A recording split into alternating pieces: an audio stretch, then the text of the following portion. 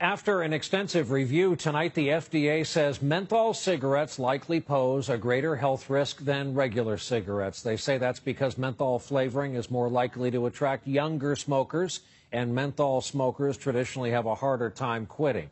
As more smokers try to quit, in addition to all the products out there, more are turning to electronic cigarettes. So-called e-cigarettes are surging in popularity, along with questions about what's in them. Our report tonight from our national correspondent, Kate Snow.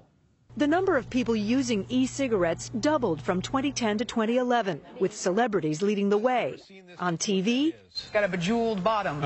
And in films like The Tourist. It delivers the same amount of nicotine, but the smoke is water vapor. Yeah. They call it vaping, from the advanced models you fill with a liquid containing flavor and nicotine to disposables with LED tips. I can't even smell it.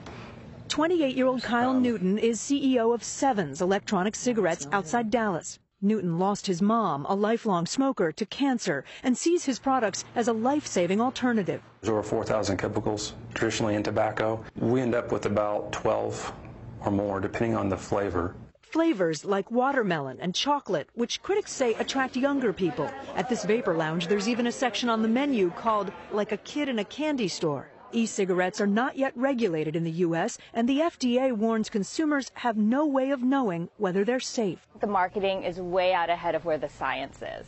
Dr. Pamela Ling says without regulation, it's hard for users to know exactly what's in e-cigarettes. They think, well, this is just nicotine and harmless water vapor, and what's the big deal? Actually, we know that nicotine is a highly addictive drug, and we don't actually know what the combination of chemicals in the e-cigarettes does to the body. But at XL Parts in Fort Worth, where employees are allowed to vape on the job, they're convinced they're healthier. You tried lots of ways to quit. Yes, and nothing worked until I found this, and then I don't smoke anymore. That's a nice thing to say. I didn't think I'd ever say that. Chris Putnam says he's more productive, too. Probably takes, on average, 10 minutes to smoke a cigarette. So if I do that 8-9 times a day. Which you used to do. Which I used to do, yeah. I mean, that's an hour of time I'm pretty much not working.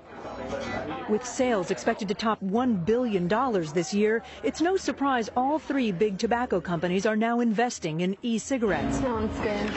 Looking to replenish their shrinking customer base. There you go. Let's try that one. By jumping on a growing trend. You like that one? Kate Snow, NBC News, Fort Worth, Texas.